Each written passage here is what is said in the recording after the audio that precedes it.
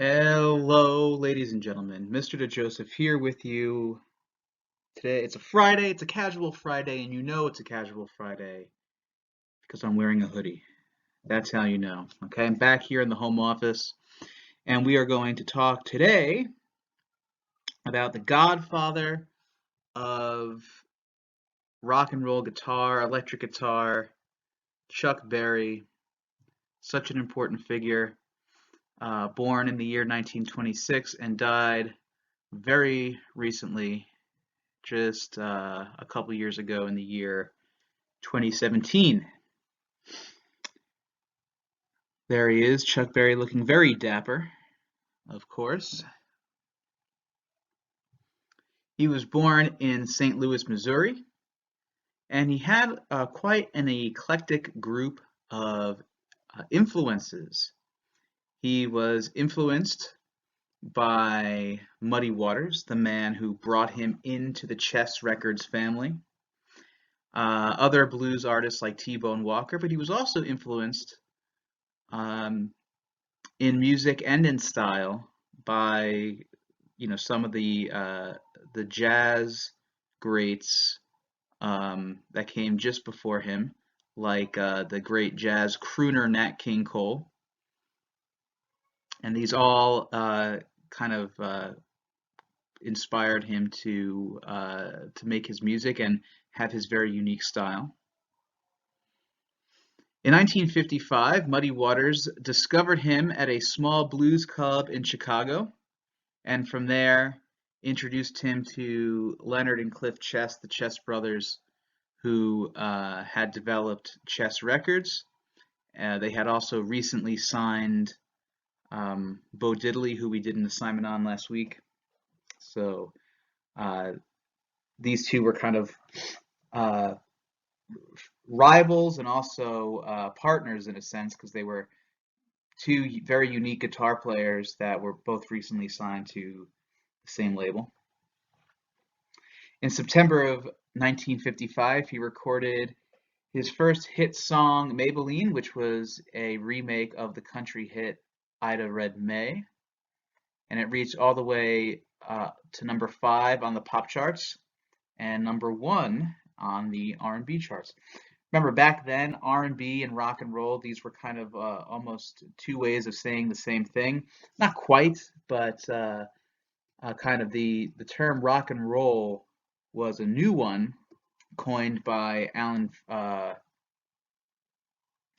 Freed, who, but it was not kind of ubiquitous yet. It was not in wide circulation.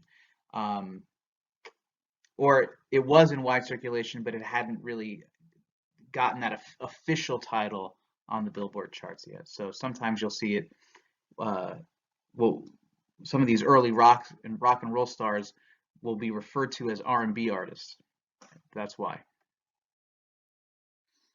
All right, from 1956 to 1958, this was kind of his heyday, and here we have Chuck Berry doing his famous duck walk. Okay, he's kind of got two versions of the duck walk. He's got this version where he squats down low and kind of bobs his head back and forth, and then he's got another version where he's playing guitar and he kind of taps his toe and jumps on one foot. Both of these have been called the duck walk. So his biggest hits from this time period are Roll Over Beethoven, School Days, Johnny B. Good, and Sweet Little 16. Of these, I would say probably Roll Over Beethoven and Johnny B. Good are his most well known.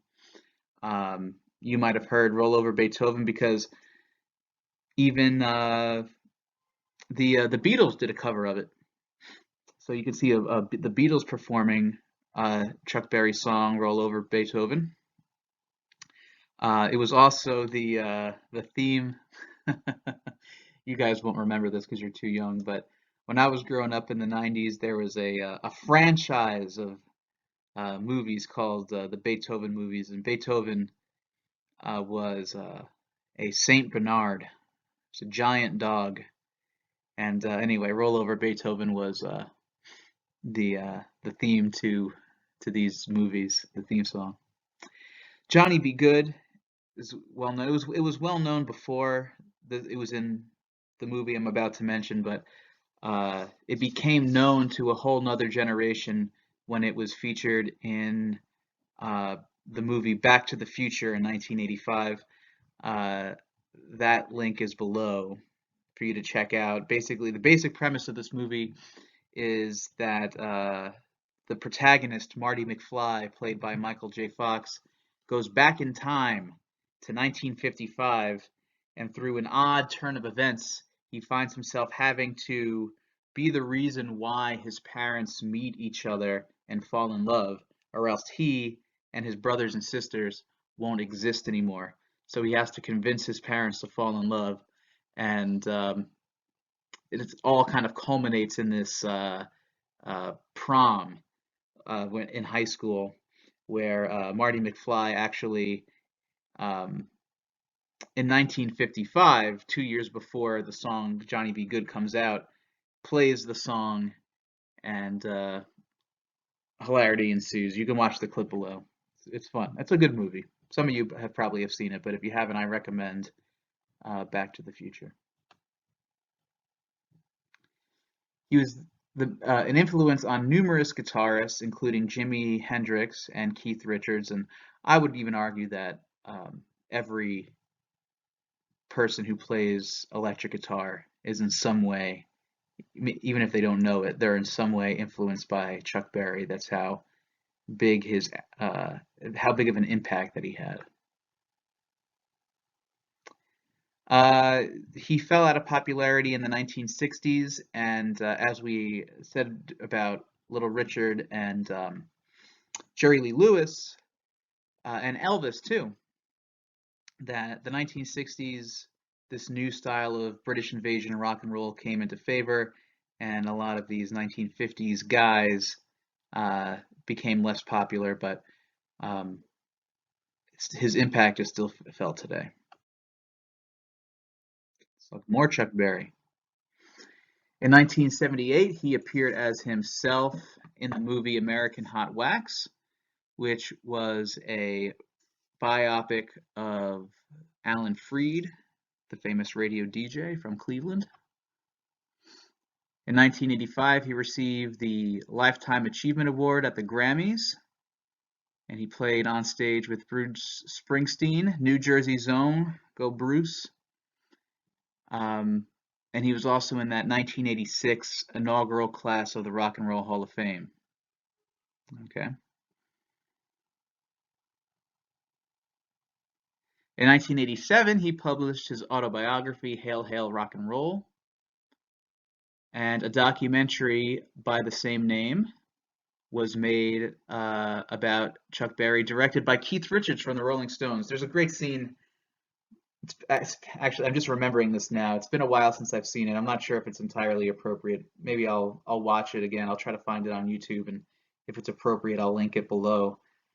But there's a scene from Hail Hail Rock and Roll where Keith Richards, he idolizes Chuck Berry. He's his main influence as a guitarist. He has so much respect for him, and they're rehearsing together for a performance that they're going to do together.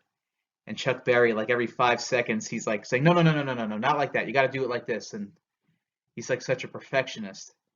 And Keith Richards is like he's so annoyed at Chuck Berry he keeps stopping the rehearsal and demanding everything be perfect. And Keith just wants to jam with his hero. It's like you can tell it's only when Keith just looks so sad. Oh man, it's kind of funny.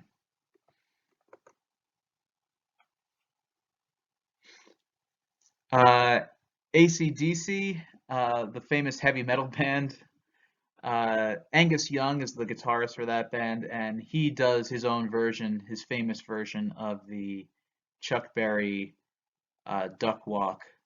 So, I'll link that below too, so you can see Angus Young doing the Duck Walk, inspired by the great Chuck Berry. All right, so that's where we'll leave it today. Kind of a shorter video today, but that's okay. That's because we're going to have our quiz today. So short video on Chuck Berry. Enjoy the quiz. Listen to some Chuck Berry. Like I said, he's a legend and an influence on much of the music that would come after him. Nobody was doing what he was doing with the guitar back in the day. And yeah, so we'll leave it there. Good luck on the quiz. Please submit it here on Google Classroom when you're finished. This will be a quiz, a cumulative quiz on this video and the previous two videos as well. Okay. If you have any questions, please let me know. Email me or send me a ping on Google Classroom, and I'll be happy to get back to you as soon as I can. Have a great day. Take care and comb your hair.